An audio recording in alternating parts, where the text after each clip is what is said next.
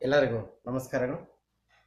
NTSC ಮತ್ತು NMMS ಹಾಗೂ ನವೋದಯ ತರಗತಿಗಳಿಗೆ ಸಂಬಂಧಪಟ್ಟಂಥ ಒಂದು ಜಿಮ್ಯಾಟ್ ತರಗತಿಗಳನ್ನು ಮಾಡ್ತಾ ಇರೋದು ನಿಮಗೆಲ್ಲ ತಿಳಿದಿರೋಂಥ ಒಂದು ವಿಷಯ ಆಗಿದೆ.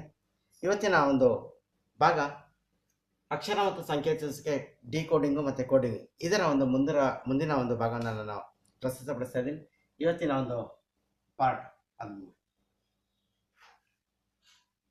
ಈಗಾಗಲೇ ಅಕ್ಷರ ಸಂಕೇತಿಸುವುದು, ಅಕ್ಷರ ಸಾಮ್ಯತೆ ಇರೋದು, ಡಿಕೋಡಿಂಗು ಮತ್ತು ಕೋಡಿಂಗ್, ಇದರ ಬಗ್ಗೆ 3 ತರಗತಿಗಳು ಮುಗಿದಿದ್ದು 4ನೇ ತರಗತಿಗೆ ನಿಮ್ಮನ್ನು ನಾನು ಸ್ವಾಗತಿಸ್ತಾ ಇದ್ದೀನಿ.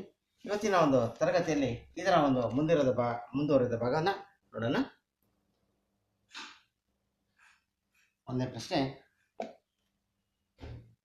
ಬಾಂಬೆ, BOMBAY, ಇದನ್ನ ಅವನು ಯಾವ ರೀತಿ ಡಿಕೋಡಿಂಗ್ ಮಾಡಿದ್ದಾನೆ ಅಂದರೆ MY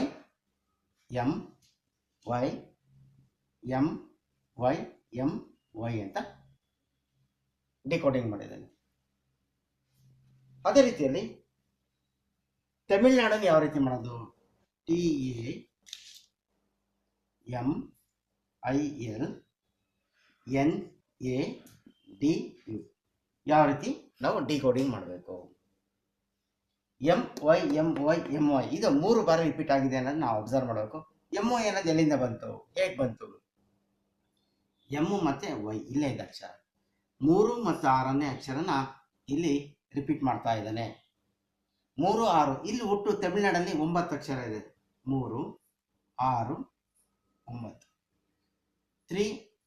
3ರ ಒಂದು ಅಪವರ್ತ್ಯ ಸಂಖ್ಯೆಗಳು ಏನಿದೆ, ಈ ಅಪವರ್ತ ಸಂಖ್ಯೆಗಳನ್ನ ಇಲ್ಲಿ ಆಧಾರವಾಗಿ ಇಟ್ಕೊಂಡು ಇಲ್ಲಿ ಮಾಡ್ತಾ ಇದ್ದಾನೆ. Multiples of 3 ತಗೊಂಡಿದ್ದಾನೆ. 3 1 3, 3 2 6, 3 3 9. ಈ ಮಲ್ಟಿಪಲ್ಸ್ ನಮಗೆ ಗೊತ್ತಿತ್ತು ಅಂದರೆ ಈ ಒಂದು ಕಲ್ಪನೆ ಆಧಾರದ ಮೇಲೆ ನಾವು ಈ ಒಂದು ಸಮಸ್ಯೆನ ಬಿಡಿಸ್ಬೋದು. ಇಲ್ಲಿ 3 ಬಾರಿ ಬರೆದಿಲ್ಲ, 1 2 3. ಯಾವ ಅಕ್ಷರ ಬರ್ದಾನೆ? 3 ಮತ್ತು 6. ಇಲ್ಲಿ 3 6 9 ಇದೆ. ಹಾಗಾಗಿ 3rd letter M, 6th letter N, 9th letter U. ಹಾಗೆ ಎಷ್ಟು ಬಾರಿ ನಾವು ಪುನರಾವರ್ತನೆ ನೋಡಬೇಕು? 3 ಬಾರಿ ಪುನರಾವರ್ತನೆ ನೋಡಬೇಕು. ಯಾವುದು? MNU,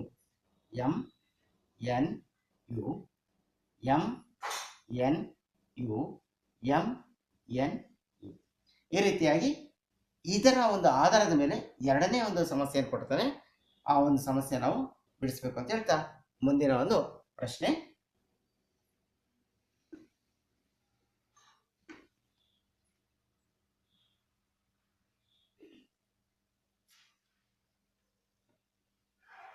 ಪ್ರಶ್ನೆ ಸಂಖ್ಯೆ 2. ಪೈಂಟ್ನ PAINT ಪೈಂಟ್ನ 74128 ಅಂತ ಕೋಡಿಂಗ್ ಮಾಡೋದು. 74128 ಅಂತೇಳಿ ಕೋಡಿಂಗ್ ಮಾಡಿದ್ದಾನೆ. ಎಕ್ಸೆಲ್ನ EXCEL ಎಕ್ಸೆಲ್ನ ಲೆಟರ್ನ 9 3 5 9 6 ಈ ರೀತಿ ಅವನು ಕೋಡಿಂಗ್ ಮಾಡಿದ್ದಾನೆ. ಆದರೆ ಅಕ್ಸೆಪ್ಟನ್ನ ಯಾವ ರೀತಿ ಕೋಡಿಂಗ್ ಮಾಡಬೇಕು? ACCEPT ಅಕ್ಸೆಪ್ಟನ್ನ ಯಾವ ರೀತಿ ಕೋಡಿಂಗ್ ಮಾಡಬೇಕು? P 7 ಹಾಕಿದ್ದಾನೆ, Aಗೆ 4 ಹಾಕಿದ್ದಾನೆ, Iಗೆ 1 ಹಾಕಿದ್ದಾನೆ, Nಗೆ 2 ಹಾಕಿದ್ದಾನೆ, Tಗೆ 8 ಹಾಕಿದ್ದಾನೆ. ಈ ರೀತಿ ನಾವು ಅರ್ಥೈಸ್ಕೊಳ್ಬೇಕಾಗ್ತದೆ. ಇದನ್ನ Eಗೆ 9, Xಗೆ 3, Cಗೆ 5, Eಗೆ 9, Lಗೆ 6 ಅಂತ ಕೋಡಿಂಗ್ ಮಾಡ್ಕೊಂಡಿದ್ದೆ. ಈಗ ಈ ಒಂದು ಅಕ್ಸೆಪ್ಟ್ ಅನ್ನೋ ಪದಕ್ಕೆ ನಾವು ಡಿಕೋಡಿಂಗ್ ಮಾಡ್ಬೇಕಾದ್ರೆ ಎ ಅನ್ನೋದು ಇಷ್ಟರಲ್ಲಿ ಎಲ್ಲಿದೆ? ಪೈಂಟ್ ಅಲ್ಲಿದೆ. ಎ ಅನ್ನೋದು 2ನೇ ಅಕ್ಷರವಾಗಿದೆ. 2ನೇ ಅಕ್ಷರದ ಬೆಲೆ ಏನಂತ ಕೋಡ್ ಮಾಡಿದ್ದಾನೆ?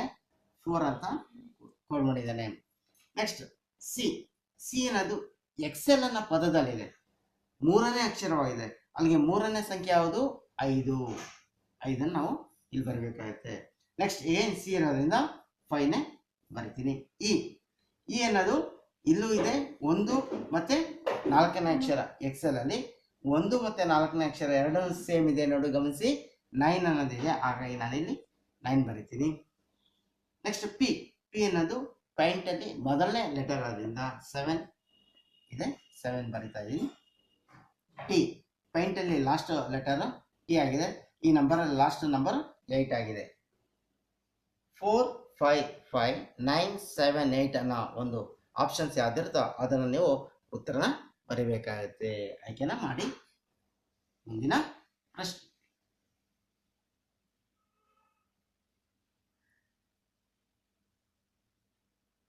ಪ್ರಶ್ನೆ ಸಂಖ್ಯೆ 3.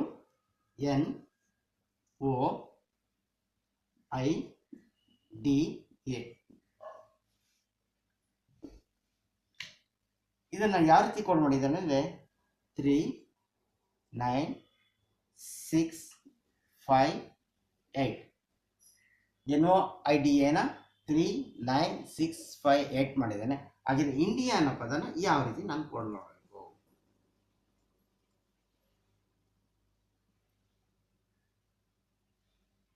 ಫಸ್ಟ್ ಲೆಟರ್ ಐ ಇದೆ, ಇಲ್ಲಿ 3ನೇ ಲೆಟರ್. ಈ ಸಂಖ್ಯೆಯಲ್ಲಿ 3ನೇ ಸಂಖ್ಯೆ 6 ಆಗಿದೆ. 6 ಬರಿತಾ ಇದ್ದೀನಿ. 6 ಬರಿತಾ ಇದ್ದೀನಿ. ಎನ್ ಇದರಲ್ಲಿ ಮೊದಲನೇ ಅಕ್ಷರ ಇದೆ, ಹಾಗಾಗಿ ಈ ಸಂಖ್ಯಾ ಸರಣಿಯಲ್ಲಿ ಇಲ್ಲಿ ಮೊದಲನೇ ಅಕ್ಷರ 3 ಇದೆ, 3 ಬರಿತಾ ಇದ್ದೀನಿ.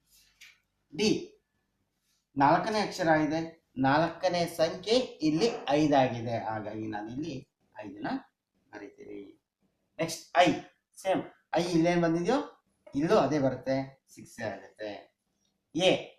ಎಗೆ ಇಲ್ಲಿ ಕೊನೆಯ ಅಕ್ಷರ ಆಗಿದೆ, ಇಲ್ಲೂ ಸಹ ಕೊನೆಯ ಒಂದು ಅಂಕಿ 8 ಆಗಿದೆ.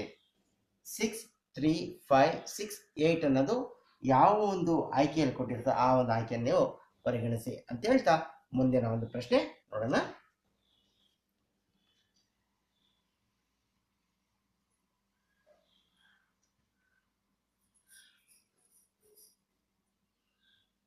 ಪ್ರಶ್ನೆ ಸಂಖ್ಯೆ 4.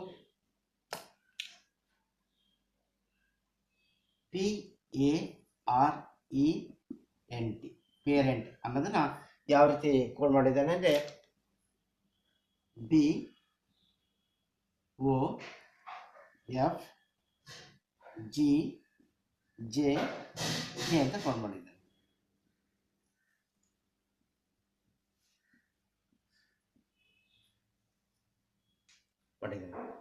ಹಾಗೆ ಚಿಲ್ಡ್ರನ್ನ ಯಾವ ರೀತಿ ಕೋಡ್ ಮಾಡಿದ್ದಾನೆ ನೋಡೋಣ. CHILDREN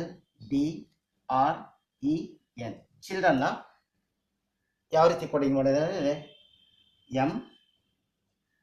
MOXQFJ ಅಂತೇಳಿ ಕೋಡಿಂಗ್ ಮಾಡಿದ್ದಾನೆ.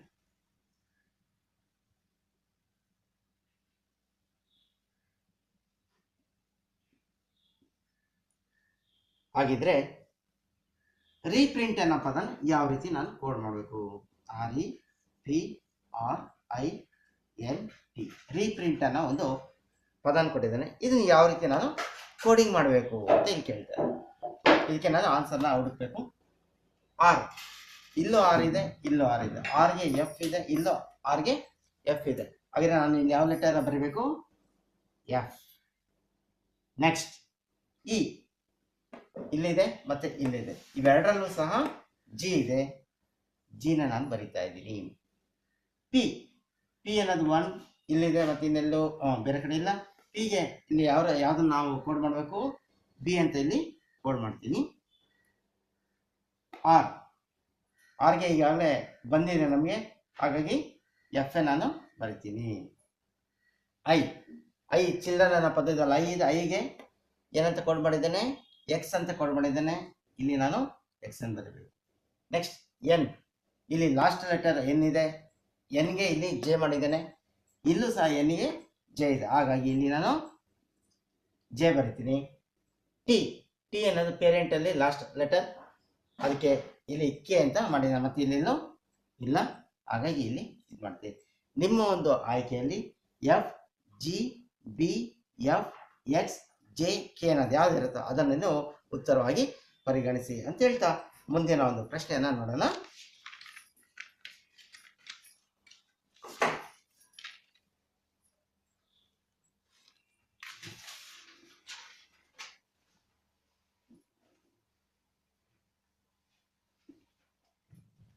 ಮುಂದಿನ ಒಂದು ಪ್ರಶ್ನೆ,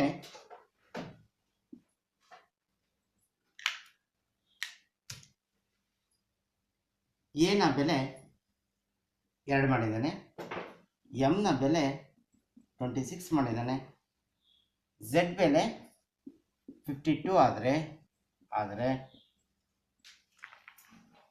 ಬೆಟ್ ಬೆಲೆ ಏನು? B E T. ಬೆಟ್ ಬೆಲೆ ಏನು? ಎ ನಮ್ಮ ಒಂದು ಟೇಬಲಲ್ಲಿ ಅದರ ವ್ಯಾಲ್ಯೂ 1 ಇದೆ, ಎಂ ನ ಬೆಲೆ 13 ಇದೆ, ಝೆಡ್ ನ ಬೆಲೆ 26 ಇದೆ. ಈಗ ಇಲ್ಲೇನು ಮಾಡಿದ್ದಾನೆ ಗಮನಿಸಿ, ಡಬಲ್ ಮಾಡಿದ್ದಾನೆ. ಹಾಗೆಯೇ ಇಲ್ಲೂ ಬಿ ಇ ಟಿ ಬೆಟ್ಟನ ಪದನ ನಾವು ಹುಡುಕಿ ಡಬಲ್ ಮಾಡೋಣ. ಆ ನಂತರ ನಿಮ್ಮ ಒಂದು ಆಯ್ಕೆಯಲ್ಲಿ ಏನು ಕೊಟ್ಟಿರ್ತಾರೆ ಅಂತ ನೋಡೋಣ. ಬಿ ಇಸ್ ಈಕ್ವಲ್ ಟು 2, ಇದನ್ನ ಡಬಲ್ ಮಾಡಿದ್ರೆ 4 ಆಗುತ್ತೆ, 4 ಆಯಿತು. ಇ ಅನ್ನೋದು 5,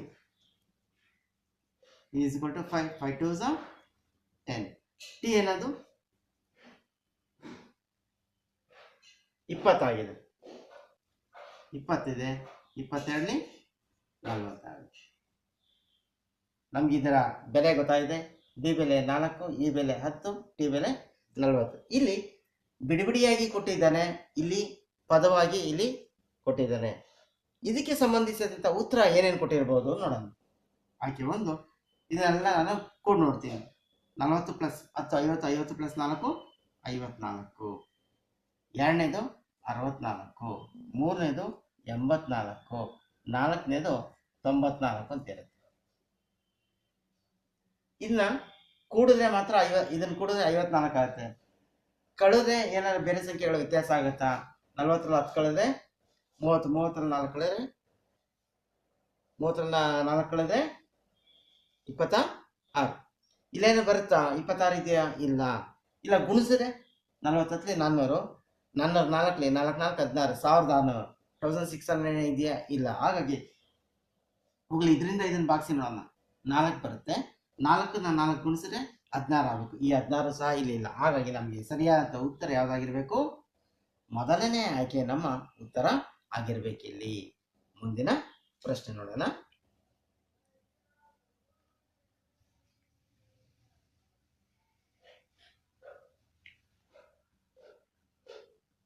ಪ್ರಶ್ನೆ ಸಂಖ್ಯೆ 5, ಟರ್ಮಿನೇಷನ್.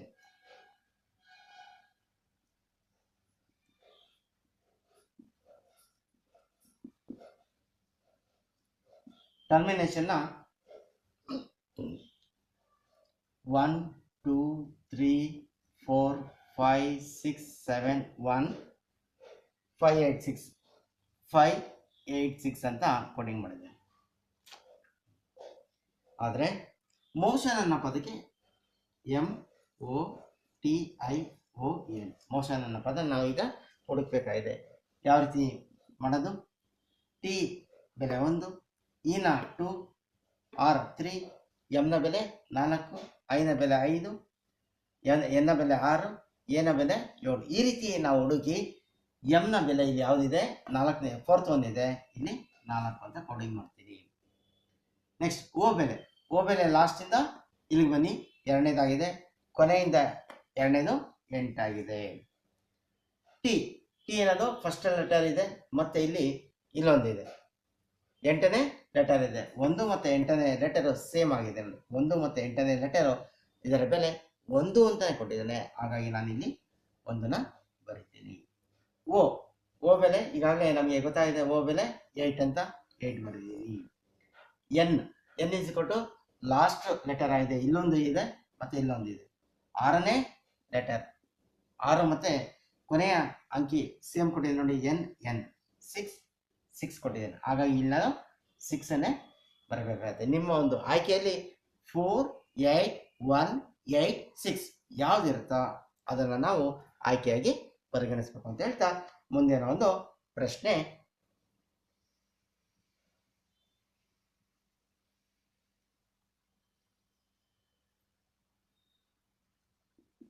ಪ್ರಶ್ನೆ ಸಂಖ್ಯೆ 5, ಎ ಇ ಜೆ. ನ ಅವನು 4 ಅಂತೇಳಿ ಕನ್ಸಿಡರ್ ಮಾಡಿದ್ದೀನಿ. ಆದರೆ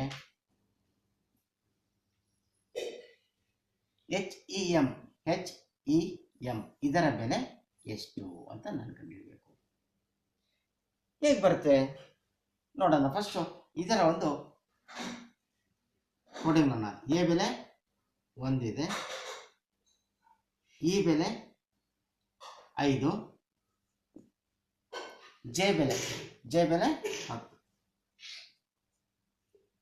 ಇವೆಲ್ಲನೂ ಏನು ಮಾಡೋಣ, ಕೊಡ್ತೀನಿ. ಎಷ್ಟಾಯಿತು? 16 ಬಂದಿದೆ, 16 ಬಂದಿದೆ. Square root of 16 value is equal to 4. ಏನು we come to square and square numbers. Square root ಗೊತ್ತಿರಬೇಕು, ವರ್ಗ ಮತ್ತು ವರ್ಗಮೂಲ ಗೊತ್ತಿರೋ ಈ ಒಂದು ಪ್ರಶ್ನೆಗೆ ನಾನು ಉತ್ತರನ ಕಂಡುಹಿಡಬಹುದು. ಹಾಗೆಯೇ HEM, H ನ ಬೆಲೆ 19, ಇ ನ ಬೆಲೆ 5, ಎಂ ನ ಬೆಲೆ 13. ಇದನ್ನು ನಾನು ಮತ್ತೆ ಏನು ಮಾಡಬೇಕು, ಕೊಡ್ತೀನಿ. ಕೊಡಿದಾಗ ಏನಾಗುತ್ತೆ? 36 ಆಗುತ್ತೆ. ಸರಿ,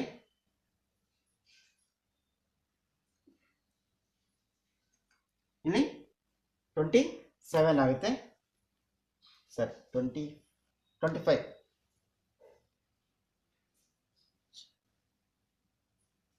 ಇಲ್ಲಿ H ನ ಬೆಲೆ 8, ಇಲ್ಲಿ 25 ಆಗುತ್ತೆ. Again we come to square root of 25 is equal to 5. H ನ ಬೆಲೆ 8, E ನ ಬೆಲೆ 5, M ನ ಬೆಲೆ 30. ನೀವೆಲ್ಲನೂ ಆ್ಯಡ್ ಮಾಡ್ತಾ ಇದ್ದೀನಿ, 25 ಬರುತ್ತೆ. ಈ 25ನ ಸ್ಕ್ವೇರ್ ರೂಟ್ ಕಂಡುಹಿಡಿದಾಗ ಇದರ ಬೆಲೆ 5 ಆಗುತ್ತೆ. therefore answer is 5. ನಿಮ್ಮ ಒಂದು ಆಯ್ಕೆಯಲ್ಲಿ 5 ಅನ್ನೋದು ಯಾವುದಿರುತ್ತೋ ಆ ಆಯ್ಕೆ ನಾವು ಇಲ್ಲಿ ಪರಿಗಣಿಸಬೇಕಾಗತ್ತೆ. ಮುಂದಿನ ಪ್ರಶ್ನೆ ನೋಡೋಣ.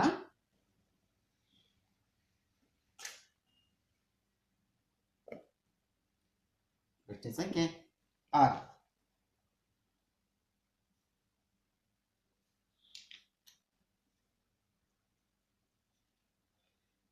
ಬಿ ಬೆಲೆ 8 ಆದರೆ ಸಿ ಬೆಲೆ 27 ಆದರೆ ಈ ನ ಬೆಲೆ ಎಷ್ಟು ಅಂತ ಕೇಳಿದೆ.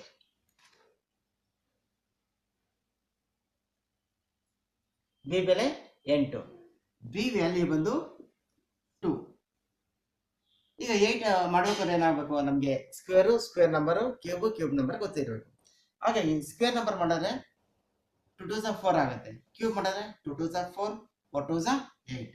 ಇಲ್ಲಿ ನಮಗೆ ಬಂದಿದೆ 2 to the power of 3 is equal to ನಮಗೆ 8 ಅಂತ ಗೊತ್ತಾಯ್ತು. ಹಾಗೆ ಸಿ ಬೆಲೆ ಎಷ್ಟು? ಸಿ ಪ್ಲಸ್ 3 ಆಗಿದೆ. 3 ಕ್ಯೂಬ್ ಮಾಡಿದ್ರೆ 3 3 9, 9 3 27. Again we come to the letter E. E is 5. 5 cube. Next 5 cube ಮಾಡಬೇಕಾಗುತ್ತೆ. 5 ಕ್ಯೂಬ್ ಅಂದರೆ 5 into 5 into 5. 5 5 25, 25 5 125. ನಮ್ಮ ಒಂದು ಉತ್ತರದಲ್ಲಿ 125ನ ಹುಡುಕಿ ಆ ಒಂದು ಆಯ್ಕೆ ನಾವು OMR ಶೀಟಲ್ಲಿ ಭರ್ತಿನ ಮಾಡಬೇಕಾಗತ್ತೆ. ಮುಂದಿನ ಪ್ರಶ್ನೆ.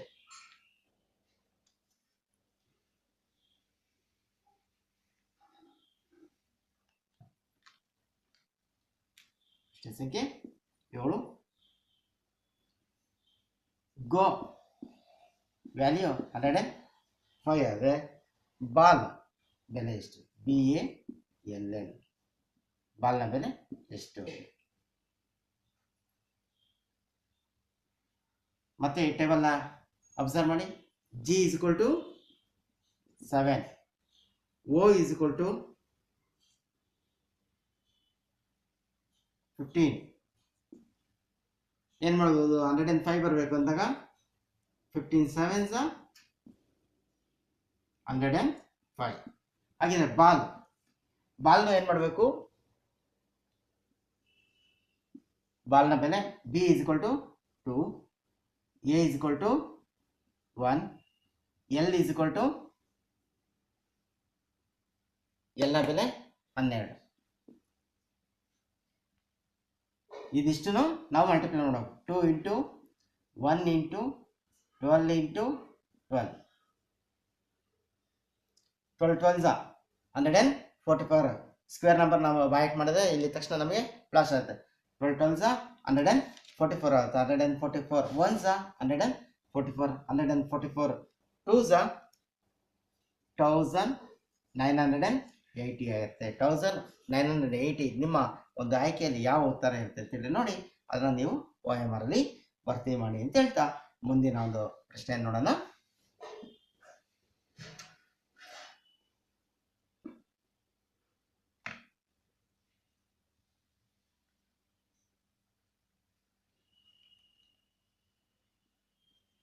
PD is equal to 4. PD is equal to 4 ಆದರೆ y e ಅನ್ನೋದು ಎಷ್ಟು? P ಬೆಲೆ ಎಷ್ಟು ಫಸ್ಟ್ ನೋಡೋಣ. P ಬೆಲೆ P is equal to 16. D ಬೆಲೆ 4. D is equal to 4 ಆಗಿದೆ. ಈಗ 16 ಮತ್ತೆ 4ಕ್ಕೆ ಏನು ಸಂಬಂಧ ಇರ್ಬೋದು? ಹಾಗೆ ಇಲ್ಲಿ y ಮತ್ತೆ e ಇಲ್ಲಿ ಎರಡು ರೀತಿಯ ಒಂದು ಸಂಬಂಧ ನೋಡಬಹುದು. ಸ್ಕ್ವೇರ್ ರೂಟ್ ಇದು d ಗೆ ಸ್ಕ್ವೇರ್ ರೂಟ್ 4 ಅಂತ ಬರುತ್ತೆ ಅಂತ ಒಂದು ರೀತಿ ಕನ್ಸಿಡರ್ ಮಾಡೋಣ. ಮತ್ತೆ ಆ ಆಯ್ಕೆಯ ಉತ್ತರದಲ್ಲಿ ಏನಿದೆ ಅಂತ ನಾವು ನೋಡ್ಬೇಕಾಗುತ್ತೆ.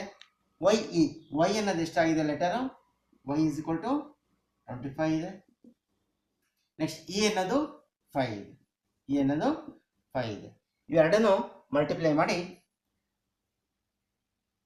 25ಗೆ 5 ಅಂತ ನಾವು ಉತ್ತರ ಕೊಡೋಕ್ಕಾಗಲ್ಲ. ಇಲ್ಲೇನಾಗಿದೆ, ನಾವು ಉತ್ತರನ ಹುಡುಕ್ಬೇಕಾಗಿದೆ. ಇಲ್ಲಿ ಒಂದನೇ ಉತ್ತರ 4 ಕೊಟ್ಟಿರ್ತಾನೆ, ಎರಡನೇ ಉತ್ತರ 5 ಕೊಟ್ಟಿರ್ತಾನೆ, ಮೂರನೇ ಉತ್ತರ 15 ಕೊಟ್ಟಿರ್ತಾನೆ, ನಾಲ್ಕನೇ ಉತ್ತರ 125 ಕೊಟ್ಟಿರ್ಬೋದು. ಇಲ್ಲಿ 16ರ ವರ್ಗಮೂಲ 4 ಅಂತೇಳಿ ನಮಗೆ ಗೊತ್ತಾಯ್ತೆ. ಹಾಗೆಯೇ 25ರ ವರ್ಗಮೂಲ ಇಲ್ಲಿ 5. ಇಲ್ಲಿ 25ನ 5ಕ್ಕೆ ಗುಣಿಸಿದ್ರೆ 125 ಬರುತ್ತೆ. ಆದರೆ ಇಲ್ಲಿ ನಾವು 125ನ್ನು ಪರಿಗಣಿಸದೆ ಇದರ ಒಂದು ವರ್ಗ ಸಂಖ್ಯೆ 5 ಆದ್ರಿಂದ, ವರ್ಗಮೂಲ ಸಂಖ್ಯೆ 5 ಆದ್ರಿಂದ ಇಲ್ಲಿ 5ನ್ನು ನಾವು ಬರಿಬೇಕಾಗುತ್ತೆ. ಈ ಒಂದು ಉತ್ತರನ ನೀವು ಪರಿಗಣಿಸಿ ನಿಮ್ಮ ಒಂದು OMR ಅಲ್ಲಿ ಭರ್ತಿ ಮಾಡಿ. ಮುಂದಿನ ಪ್ರಶ್ನೆ,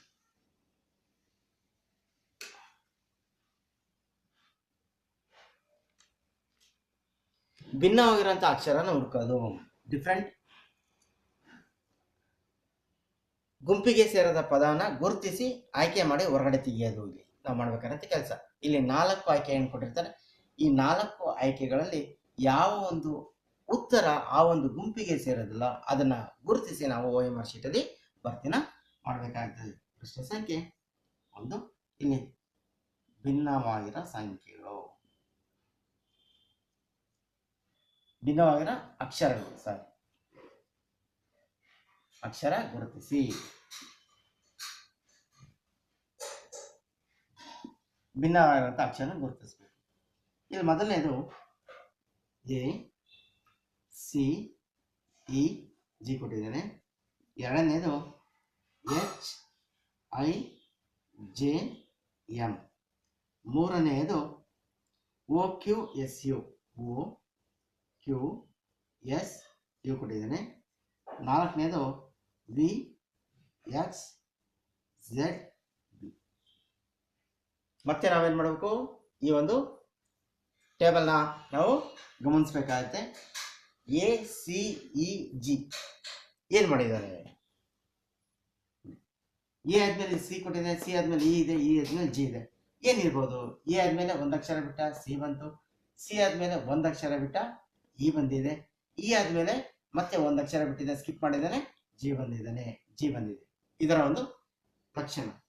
ಹಾಗೆ HIJM, ಎಚ್ ಆದ್ಮೇಲೆ ಜೆ ಐ ಕೊಟ್ಬಿಟ್ಟ, ಎಚ್ ಆದ್ಮೇಲೆ ಒಂದು ಅಕ್ಷರ ಸ್ಕಿಪ್ ಮಾಡಿದೆ, ಇದು ನಮಗೆ ಜೆ ಬರಬೇಕಾಯಿತು. ಈ ರೀತಿ ಮೊದಲನೇ ಅಕ್ಷರದಲ್ಲೇ ನಮಗೆ ಫೈಂಡ್ ಔಟ್ ಆದ್ರಿಂದ ಈ ಒಂದು ಗುಂಪಿಗೆ ಇದು ನಮಗೆ ಸೇರೋದಿಲ್ಲ. ನಿಮ್ಮ ಒಂದು ಆಯ್ಕೆಯಲ್ಲಿ ಇದನ್ನು ನಾವು ಪರಿಗಣಿಸಬೇಕಾಗುತ್ತೆ. ಹಾಗೆ ಇಷ್ಟಕ್ಕೆ ಬಿಡೋದು ಬೇಡ, ಇನ್ನೊಂದು ನೋಡೋಣ. O Q S U. O ಆದ್ಮೇಲೆ ಒಂದು ಅಕ್ಷರ ಸ್ಕಿಪ್ ಮಾಡಿದೆ Q ಬಂತು. Q ಆದ್ಮೇಲೆ R ನ ಸ್ಕಿಪ್ ಮಾಡ್ತೀನಿ, S ಬಂದಿದೆ. S ನಂತರ T ನ ಸ್ಕಿಪ್ ಮಾಡ್ತೀನಿ, U ಬಂದಿದೆ. ಇದು ಓಕೆ, ಇದು ಓಕೆ. ಹಾಗೆ ಇದನ್ನ ಪರಿಗಣಿಸಿ. V ಆದ್ಮೇಲೆ ಒಂದು ಅಕ್ಷರ ಸ್ಕಿಪ್ ಮಾಡಿದ್ರೆ X ಬರುತ್ತೆ, ಸರಿ. X ಆದ್ಮೇಲೆ ಸ್ಕಿಪ್ Z ಆದ್ಮೇಲೆ we come to again alphabet AB. A skip ಮಾಡ್ತೀನಿ, ಇಲ್ಲಿ B ಬಂದಿದೆ. ಇದು ಮೂರು ಸಹ ಗುಂಪಿಗೆ ಸೇರಿದೆ. ಗುಂಪಿಗೆ ಸೇರಿದೆ ಅಂತ ಆಯ್ಕೆ ಯಾವುದು? ಆಯ್ಕೆ ಸಂಖ್ಯೆ 2 H I J ಮತ್ತೆ M. H I J M ಅನ್ನೋದು ಎರಡನೇ ಆಯ್ಕೆ. ಈ ಒಂದು ಗುಂಪಿನಲ್ಲಿ ಸೇರೋದಿಲ್ಲ ಅಂತ ಒಂದು ಆಯ್ಕೆನ ನೀವು OMR ಅಲ್ಲಿ ಹುಡುಕಿ ಆನ್ಸರ್ ಮಾಡಿ. ಎರಡನೇ ಪ್ರಶ್ನೆ, C D P Q. C D P Q ಆಯ್ಕೆ 1. ಆಯ್ಕೆ 2ನೇದು G H T ಮತ್ತೆ V U.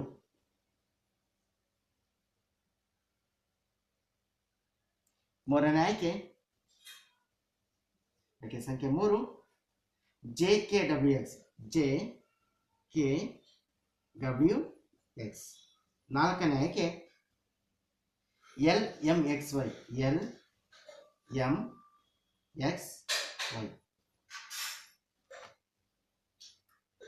ಏನಿರ್ಬೋದು? CDPQ. CD next PQ. ಇದನ್ನ ನಾವು ಅಬ್ಸರ್ವ್ ಮಾಡಿದ ತಕ್ಷಣ ನಮಗೆ ಟೇಬಲ್ಸ್ನ ಅಬ್ಸರ್ವ್ ಮಾಡಿದಾಗ ನಮ್ಗೆ ಗೊತ್ತಾಯ್ತು, C ಆದ್ಮೇಲೆ D ಇದೆ, P ಆದ್ಮೇಲೆ Q ಇದೆ. C ಮತ್ತೆ PQ. C ಗೆ ಇಲ್ಲಿ P ಆಪೋಸಿಟ್ ಆಗಿದೆ, ಇದನ್ನು ಗಮನಿಸಿ. C ಗೆ P ಅನ್ನೋದು ಆಪೋಸಿಟ್ ಆಗಿದೆ. C opposite letter P, D ಗೆ ಆಪೋಸಿಟ್ ಲೆಟರ್ Q. ಇವೆರಡು Q ಗೆ ಆಪೋಸಿಟ್ D, P ಗೆ ಆಪೋಸಿಟ್ C. ಹಾಗಾಗಿ ಇದನ್ನ ಈ ರೀತಿ ಡಿಕೋಡಿಂಗ್ ಮಾಡಿದ್ದಾನೆ. GHTV. G ಮತ್ತೆ H. G ಅನ್ನೋದು G ಗೆ ಆಪೋಸಿಟ್ ಲೆಟರ್ T ಆಗಿರುತ್ತೆ. H ಗೆ ಆಪೋಸಿಟ್ ಲೆಟರ್ U ಆಗಿದೆ. G ಗೆ ಆಪೋಸಿಟ್ ಲೆಟರ್ T, H ಗೆ opposite letter U. T U correct ಆಗಿ ಬಂದಿದೆ. JK ಗೆ WX ಬಂದಿದೆ ನೋಡೋಣ. J ಗೆ W ಆಪೋಸಿಟ್ ಆಗಿದೆ. K ಗೆ X ಆಪೋಸಿಟ್ ಆಗಿದೆ. WX ಅನ್ನೋದು ಆಪೋಸಿಟ್ ಲೆಟರ್ ಆಗಿ ಇಲ್ಲಿ ಬಂದಿದೆ. LMXY ನೋಡೋಣ. L ಗೆ ಆಪೋಸಿಟ್ ಲೆಟರ್ Y ಬರಬೇಕಾಯಿತು, ಆದರೆ ಇಲ್ಲಿ M ಬಂದಿದೆ. ಹಾಗಾಗಿ ಮೊದಲನೇ ಅಕ್ಷರ ಗುರುತಿಸಿದ ತಕ್ಷಣ ನಮಗೆ ಗೊತ್ತಾಯ್ತು ಈ ಒಂದು ಉತ್ತರ ನಮಗೆ ಈ ಒಂದು ಗುಂಪಿಗೆ ಸೇರದೇ ಇರೋದು. ನಿಮ್ಮ ಒಂದು ಆಯ್ಕೆಯಲ್ಲಿ ನಾಲ್ಕನೇ ಆಯ್ಕೆ ಯಾವುದು ಬಂದಿರುತ್ತೋ ಅದನ್ನು ನೀವು OMR ಶೀಟಲ್ಲಿ ಭರ್ತಿ ಮಾಡಿ ಅಂತ ಹೇಳ್ತಾ ಮುಂದಿನ ಒಂದು ಪ್ರಶ್ನೆ ನೋಡೋಣ.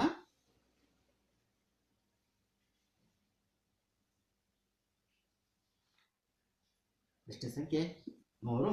ಅದರಲ್ಲಿ ಆಯ್ಕೆ 1 GSKP. GSKP. ಎರಡನೇದು DWMN. ಮೂರನೇದು BYEV. ನಾಲ್ಕನೇದು LOIR.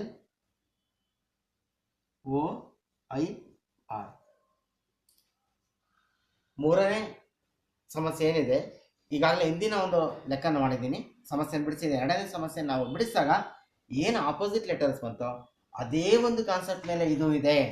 ಹಾಗಾಗಿ ಈ ಒಂದು ಸಮಸ್ಯೆನ ನೀವೇ ಬಿಡಿಸಿ ಅಂತ ಹೇಳ್ತಾ ಮುಂದಿನ ಒಂದು ಸಮಸ್ಯೆ ನಾನು ನಿಮಗೆ ಕೊಡ್ತಾ ಇದ್ದೀನಿ. ಪ್ರಶ್ನೆ ಸಂಖ್ಯೆ 4. ಅದರಲ್ಲಿ ಮೊದಲನೇ ಆಯ್ಕೆ LMNO. ಎರಡನೇ ಆಯ್ಕೆ RSTU.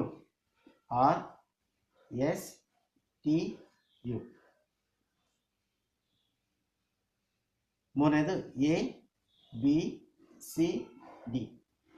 ನಾಲ್ಕನೇದು PQRS.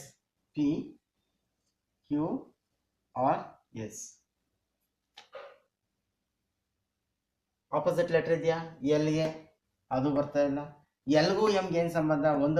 ಒಂದಾದ್ಮೇಲೆ ಮತ್ತೊಂದು ಅಕ್ಷರ, ಎನ್ ಆದ್ಮೇಲೆ ಓ ಇದೆಯಾ ಅಂತ ನೋಡೋಣ. ಎಲ್ಲಾನು ಅದೇ ತರ ಇದೆಯಾ ಅಂತ ನಾವು ಗಮನಿಸ್ಬೇಕಾಗತ್ತೆ.